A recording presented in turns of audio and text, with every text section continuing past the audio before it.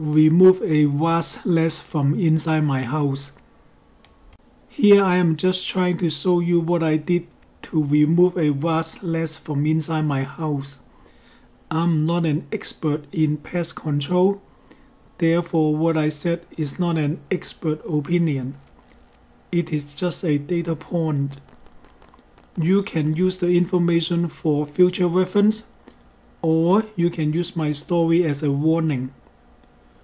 Hopefully this will scare you enough to seal off all the cracks in your exterior wall to avoid wasps from getting inside your house. One day when I was doing exercise in the basement of my house, I was stung by a wasp. Of course, this was totally unexpected. I was inside my house, supposed to be safe. I thought, how did the wasp come inside my house? I went outside my house and checked the area way outside the exercise area in my basement.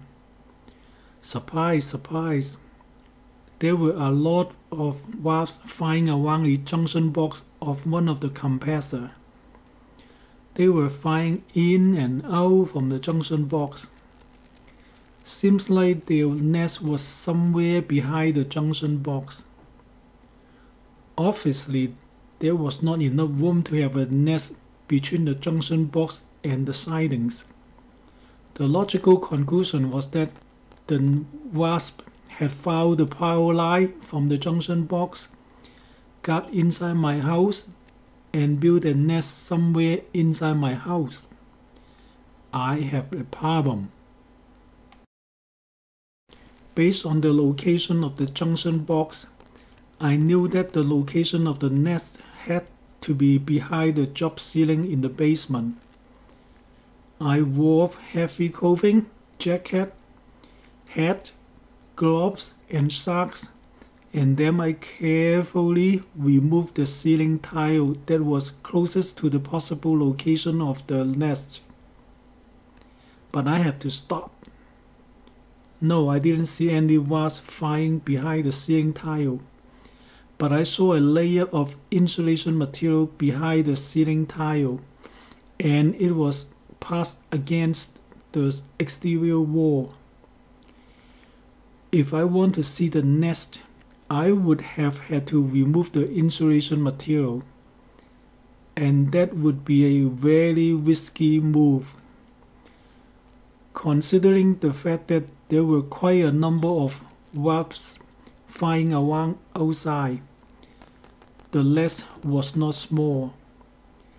If they got irritated and all came out and went after me, I would be dead meat. Before I went after the nest, I need to significantly cut down their number first. One safe way of cutting down the number was to attack them from the outside, where they got in and out from my house. I used wasp spray to spray into the gap between the junction box and the sidings. I sprayed behind all four sides of the junction box. I did this in early morning, when there was some sunlight available and all the wasps were still inside the nest. The spray could reach quite far. This meant I could keep a safe distance from the junction box.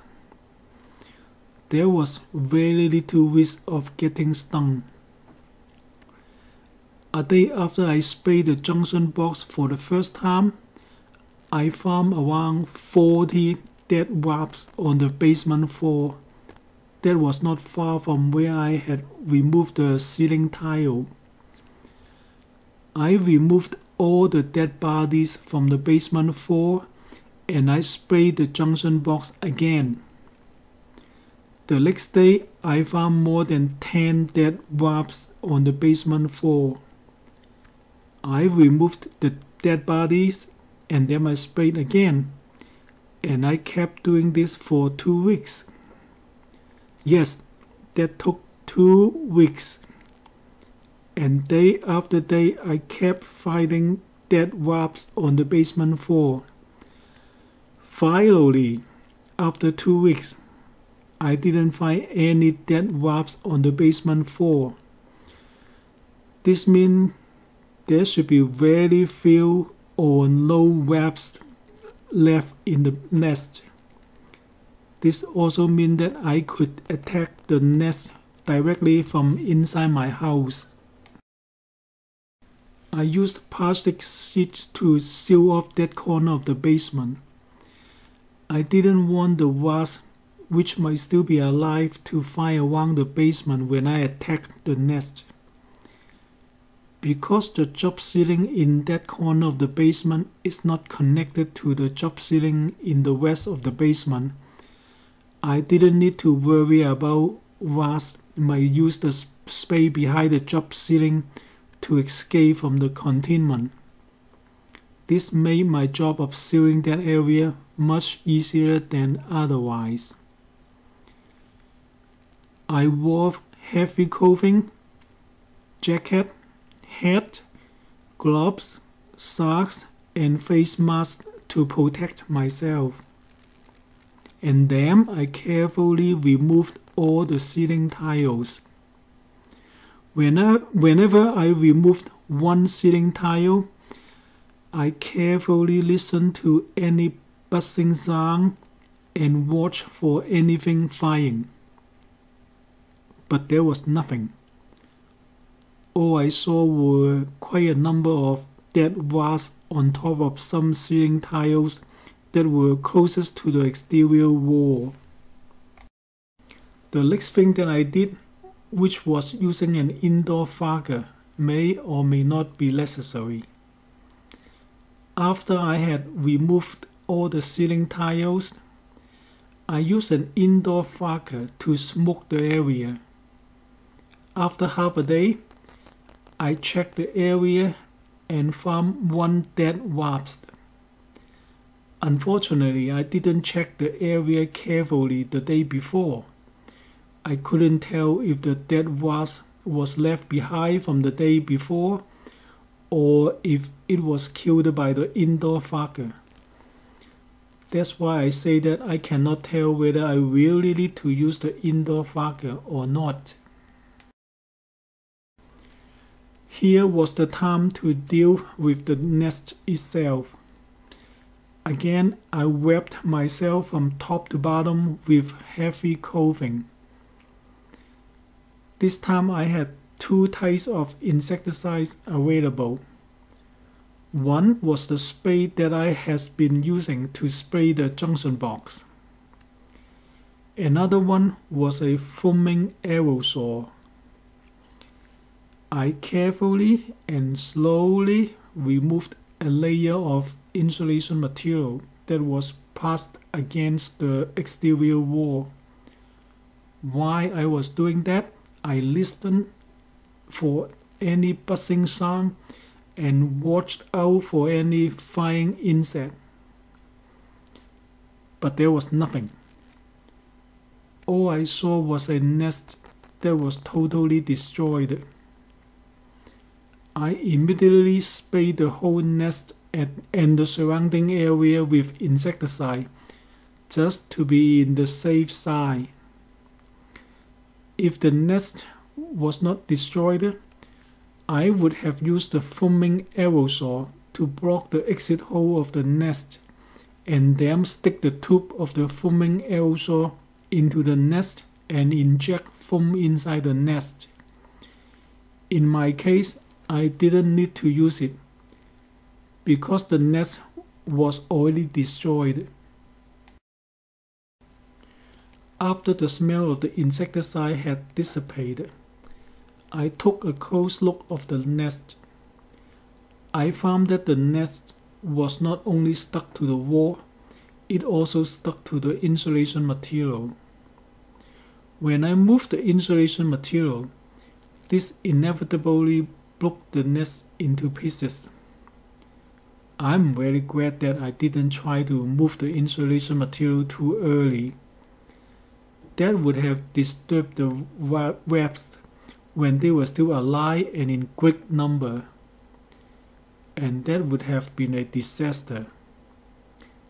I also saw 2 holes in the exterior wall that let the wasp to get inside the house. Those 2 holes are where the power lies going out to the junction box. I cleaned up the whole area, but that was not all I did. I also used spray foam to fill up the holes and prevent wasps from getting into my house again. If I have to do this again, I may have done this differently.